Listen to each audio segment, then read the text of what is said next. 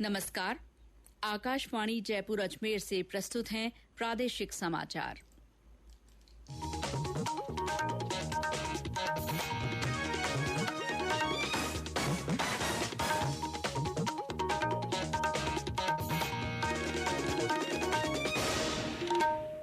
मुख्य समाचार। कृषि क्षेत्र की आधारभूत संरचना को सुदृढ़ करने के लिए केंद्र देगा 1 लाख करोड़ रुपए। देश भर में 2 लाख सूक्ष्म खाद्य इकाइयां स्थापित की जाएंगी। पशुपालन क्षेत्र की आधारभूत संरचना को मजबूत बनाने के लिए 15,000 करोड़ रुपए का प्रावधान। औषधीय पौधों की खेती के लिए दिए जाएंगे 4,000 करोड़ रुपए। किसानों को उपज का उचित मूल्य दिलाने के लिए किए जाएंगे प्रशासनिक और कानूनी सुधार। राज्य में कोरोना संक्रमण से 2600 से अधिक लोग हुए स्वस्थ। करीब 2400 लोग अस्पतालों से घर लौटे। सीबीएसई ने नए सत्र से 10वीं तक के छात्रों के लिए कला और कौशल आधारित प्रोजेक्ट शुरू करने का लिया निर्णय। और पूर्व उपराष्ट्रपति और प्रदेश के पूर्व मुख्यमंत्री भैरों सिंह शेखावत की पुण्यतिथि पर उन्हें श्रद्धा से किया गया याद।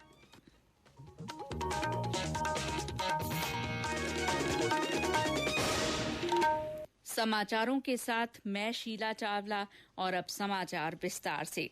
वित्त मंत्री निर्मला सीतारमण ने आत्मनिर्भर भारत अभियान के तहत कृषि, पशुपालन, मछली पालन और संबंधित क्षेत्रों के लिए अनेक घोषणाएं की। नई दिल्ली में एक संवाददाता सम्मेलन को संबोधित करते हुए वित्त मंत्री ने कहा कि कृषि क्षेत्र की आधारभूत संरचना को सुदृढ़ करने के लिए 1 लाख करोड़ रुपए दिए जाएंगे, जिससे कि भंडार गृह, कोल्ड स्टोरेज जैसी आधारभूत संरचनाएं स्थापित की जा सके। देश भर में 2 लाख सूक्ष्म खाद्य इकाइयां स्थापित करने के लिए 10,000 करोड़ रुपए की योजना शुरू की जाएगी, जो क्लस्टर आधारित होगी। इस क्लस्टर योजना के तहत स्वास्थ्य और पोषण आधारित खाद्य पदार्थ इकाइयां स्थापित की जाएंगी, जैसे बिहार में मखाना और जम्मू कश्मीर में केसर। प्रधानमंत्री मत्स्य संपदा योजना के तहत 20,000 करोड़ रुपए दिए जाएंगे। इससे अगले 5 साल में 70 लाख टन का अतिरिक्त उत्पादन करने का लक्ष्य रखा गया है। इससे 55 लाख लोगों को रोजगार मिलेगा। देश में करीब 53 करोड़ मवेशियों का संपूर्ण टीकाकरण किया जाएगा, जिससे मवेशी मुंहपका, खुरपका जैसी बीमारियों से मुक्त हो सकेंगे और किसानों को नुकसान से बचाया जा सकेगा। पशुपालन क्षेत्र में आधारभूत संरचना को सुदृढ़ बनाने के लिए 15,000 करोड़ रुपए दिए जाएंगे। जड़ी बूटी तथा औषधीय पौधों की खेती पर 4,000 करोड़ रुपए खर्च होंगे। देश भर में 10 लाख हेक्टेयर जमीन पर औषधीय फसलों की खेती की जाएगी। मधुमक्खी पालन के लिए 500 करोड़ रुपए खर्च होंगे, जिससे 2 लाख मधुमक्खी पालकों को लाभ मिलेगा। किसानों को फल और सब्जियों का उचित दाम दिलवाने और उचित समय पर बाजारों तक पहुंचाने के लिए टॉप टू टोटल योजना के अंतर्गत 500 करोड़ रुपए का प्रावधान किया जाएगा। इसमें परिवहन तथा भंडारण दोनों पर 50-50% की सब्सिडी दी जाएगी। श्रीमती सीतारमण ने कहा कि इन उपायों के अलावा प्रशासनिक और कानूनी सुधार भी किए जाएंगे। किसानों को बेहतर दाम मिलें और प्रतिस्पर्धा को बढ़ाने के लिए आवश्यक वस्तु अधिनियम में संशोधन किया जाएगा।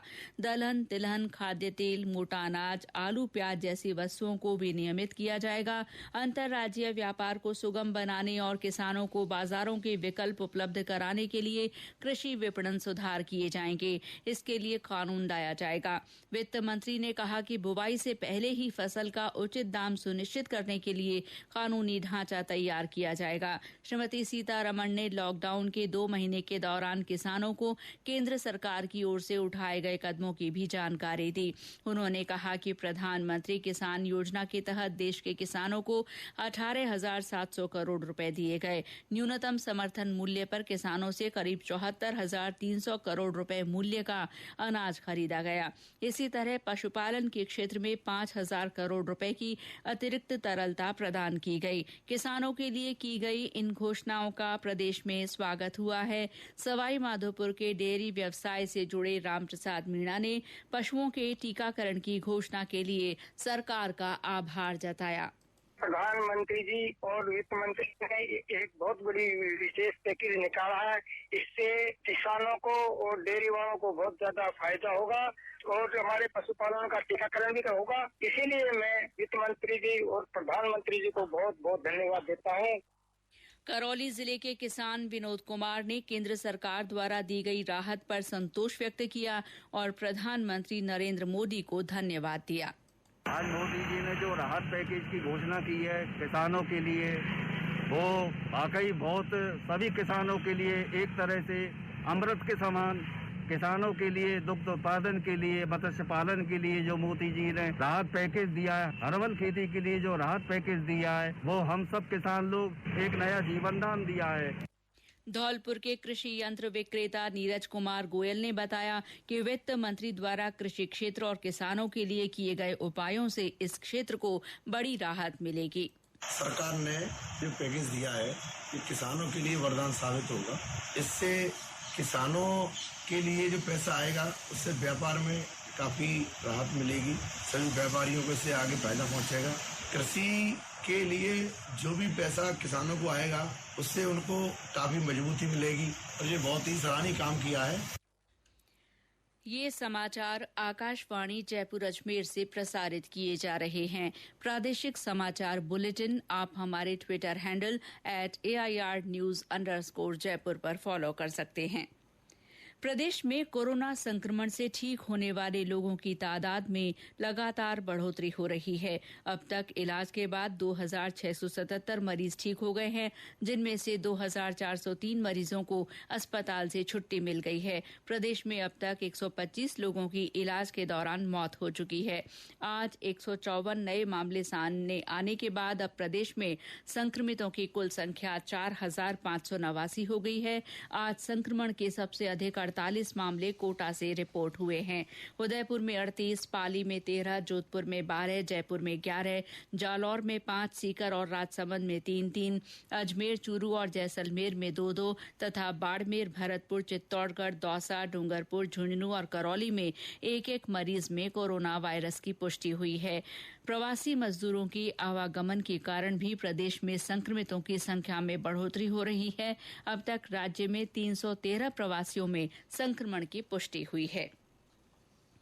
राज्य की जेलों में अब तक 15 कैदियों और कर्मचारियों में कोरोना संक्रमण की पुष्टि हुई है। सबसे ज्यादा जिला कारागार जयपुर में 9 बंदियों और जेल के अधीक्षक संक्रमित पाए गए हैं। 4 लोग केंद्रीय जेल जयपुर तथा 1 कैदी उदयपुर जेल में संक्रमित पाया गया। जेल के उप महानिरीक्षक विकास कुमार ने आकाशवाणी को बताया कि नए कैदियों को अब दौसा जिला जेल भेजा जाएगा। इसके अलावा संभाग स्तर की जेलों में एक बैरक में नए कैदियों के लिए आरक्षित किया जाएगा ताकि उनका बाकी कैदियों से संपर्क न हो सके। अभी तक करीब 15 केसेज आ चुके हैं जो कोरोना पॉजिटिव हैं राजस्थान की जेलों में। मुख्य तौर पे जिला कारागार जयपुर, यहाँ करीब 10 लोग, जिसमें 9 बंदी हैं और एक जेल के जो अधीक्षक हैं स्वयं, उनके संक्रमित होने की सूचना आई है। और 4 लोगों की केंद्रीय जेल जयपुर में है और 1 उदयपुर केंद्रीय जेल में है। तो इनमें मुख्य रूप से केंद्रीय जेलों में तो ज्यादा समस्या नहीं थी, क्योंकि ये वो लोग थे जिनको आइसोलेशन वार्ड में रखा गया था कोरोना के टेस्ट के बाद, और जैसे ही टेस्ट में सूचना आई वैसे ही इनको वहीं से वहीं हॉस्पिटल में भेज दिया गया। जो जिला जेल में सूचना आई थी वो करीब 1 महीने से यहीं पे था और 21 दिन आइसोलेशन में रहने के बाद, कोई सिम्टम्स नहीं मिलने के बाद, टेस्ट में पॉजिटिव नहीं आने के बाद उसको भेजा गया था और फिर दूसरे कॉम्प्लिकेशन के चलते उसको हॉस्पिटल में भेजा गया, तब जाके वो पॉजिटिव की सूचना आई। तो उसके बाद फिर हमने पूरे 100% जो भी बंदी हैं जिला जेल के, उनका सैंपलिंग करा दिया है, सभी स्टाफ का करा दिया गया है। तो उसके बाद 10 केसेज आए हैं सामने। अब जो नई व्यवस्था की गई है दौसा जिला जेल कोरोना से रिलेटेड जेल के रूप में कन्वर्ट करके, अब जितने नए बंदी आएंगे आसपास के इलाके से, सबको दौसा में उस जेल को खाली करके वहां से बंदियों को दूसरी जगह भेज के उस जिला जेल को पूरी तरीके से कोरोना के एक जेल के रूप में स्थापित कर दिया गया। अभी प्रदेश के विभिन्न स्थानों पर विशेष श्रमिक रेलगाड़ियों से प्रवासियों के पहुंचने का सिलसिला जारी है। आज बेंगलुरु से 1500 प्रवासियों को लेकर एक ट्रेन उदयपुर पहुंची। ट्रेन के पहुंचते ही जिला प्रशासन की ओर से सभी प्रवासियों की स्क्रीनिंग करवाई गई। इसके बाद 11 बसों के माध्यम से प्रवासी श्रमिकों को पाली, बाड़मेर, सिरोही, जोधपुर, भीलवाड़ा, राजसमंद और बीकानेर के लिए रवाना किया गया। बाकी 900 श्रमिकों को उदयपुर जिले के भिंडर, कानोड़, वल्लभनगर, लसाड़ रेवाड़िया और आसपास की ग्राम पंचायतों में उनके गंतव्य स्थानों पर पहुंचाया गया। प्रशासनिक अधिकारियों ने बताया कि प्रवासियों को घरों में पहुंचाने से पहले क्वारंटीन करने की व्यवस्था की गई है। मुंबई के वसई रोड से भी आज एक श्रमिक स्पेशल ट्रेन सीकर पहुंची। स्टेशन पर 400 प्रवासियों की स्क्रीनिंग की गई और उनके सैंपल लिए गए। इसके बाद सभी प्रवासियों को बसों द्वारा गंतव्य स्थान के लिए रवाना किया गया। नगर परिषद ने सभी प्रवासियों को भोजन के पैकेट दिए। सांसद सुमेधानंद सरस्वती ने भी इस दौरान रेलवे स्टेशन पर पहुंचकर प्रवासियों के बारे में जानकारी ली। इससे पहले जिले के रींगस रेलवे स्टेशन पर करीब 800 लोगों की स्क्रीनिंग की गई। जिले के मुख्य चिकित्सा और स्वास्थ्य अधिकारी डॉक्टर अजय चौधरी ने सभी प्रवासियों से 14 दिन तक घर में ही रहने की अपील की है। ट्रेन से लौटने वाले लोगों ने खुशी जताते हुए सरकार और प्रशासन का आभार जताया है। मैं मुंबई में अपना बांद्रा में रहने वाला हूँ। कल हम लोग 8:30 बजे मुंबई से निकले थे वसई से। वहाँ से भी सही ढंग से पुलिस वालों ने, आरपीएफ वालों ने, वॉलंटियर ने सही ढंग से हमको बिठाया। खाने की व्यवस्था भी अच्छी थी। दो हम लोग को अच्छे पार्सल दिए गए थे और लगभग 3 बोतल भी दी थी और एक पार्ले जी बिस्किट दिया था। रास्ते में किसी प्रकार की कोई दिक्कत नहीं हुई। हम लोग मुंबई से आए हैं, जिला पालघर, नाला सोपारा से मैं यहाँ आया हूँ। वहाँ महाराष्ट्र में मुझे कोई प्रॉब्लम नहीं थी। हमारी गवर्नमेंट ने हमें बहुत साथ दिया, फ्री में ट्रेन की है और हमें बहुत अच्छा सपोर्ट मिला है हमारी गवर्नमेंट का। कोई परेशानी नहीं है हमें। हर जगह खाना दिया गया है, पानी दिया गया है, हर चीज़ की सुविधा दी गई है। हम लोग कल दोपहर को 3 बजे चले थे। वहाँ से हमारी ट्रेन 7 बजे छूटी। हमें 6 बजे ट्रेन में बिठाया गया। 7 बजे खाना पानी के साथ में दे के हमें बिठाया गया और बहुत अच्छे तरीके से हमें हमारी सिटी में छोड़ा गया। मुख्यमंत्री अशोक गहलोत के निर्देशों के बाद सड़कों पर पैदल जा रहे मजदूरों के लिए रोडवेज बसों की व्यवस्था की गई है। हमारे दौसा संवाददाता ने बताया कि अब हाईवे से गुजर रहे मजदूरों पर नजर रखी जा रही है और उन्हें बिल्कुल भी पैदल नहीं चलने दिया जा रहा है। जो प्रवासी मजदूर सड़क पर पैदल निकल पड़े हैं, उनको रोककर उनके खाने पीने की व्यवस्था कर रोडवेज बसों से रवाना किया गया। हाईवे पे जो लोग चल रहे हैं, काफ़ी दिनों से ये ऑपरेशन हमने चला रखा है। अब हमने 3 कैंप्स और सेटअप कर लिए हैं, जिनमें से पॉलिटेक्निक कॉलेज है, महुआ में समलिटी का स्कूल है और एक और सिकराय में एक और कैंप है। तो इन कैंप्स में हम लोग ले जा रहे हैं सरकार के निर्देशानुसार, जिसमें कि हमें इसकी पालना करवानी थी कि किसी भी आदमी को सड़क पे पैदल नहीं चलने देना है। हमारे पास खाने की कोई कमी नहीं है, पानी लगातार पिलाया जा रहा है और अब ट्रांसपोर्टेशन भी हमने माननीय मुख्यमंत्री महोदय के निर्देशों के पालना में लगातार हम इनको ट्रांसपोर्ट कर रहे हैं। भरतपुर में कुछ कैंप सेटअप किए हैं, तो जब हमको निर्देश भरतपुर ले जाने के मिलते हैं तो हम इनको भरतपुर के कैंप्स में छोड़ के आते हैं। वहां से आगे यूपी गवर्नमेंट से कैसे कोऑर्डिनेट किया जा रहा है वो वहां देखा जाता है और अदरवाइज अगर भरतपुर में कैंप्स में जगह पूरी हो जाती है तो हम इनको अपने कैंप्स में भी रखने की व्यवस्था करते हैं। केंद्रीय माध्यमिक शिक्षा बोर्ड सीबीएसई ने नए सत्र से कक्षा 10 तक के छात्रों के लिए कला और कौशल आधारित प्रोजेक्ट शुरू करने का निर्णय लिया है। मानव संसाधन विकास मंत्री डॉक्टर रमेश पोखरियाल निशंक ने आज ट्वीट कर ये जानकारी दी। उन्होंने कहा कि वर्तमान सत्र से सभी सीबीएसई स्कूलों में पहली कक्षा से 10वीं तक के छात्रों के लिए कला आधारित प्रोजेक्ट को शामिल किया गया है।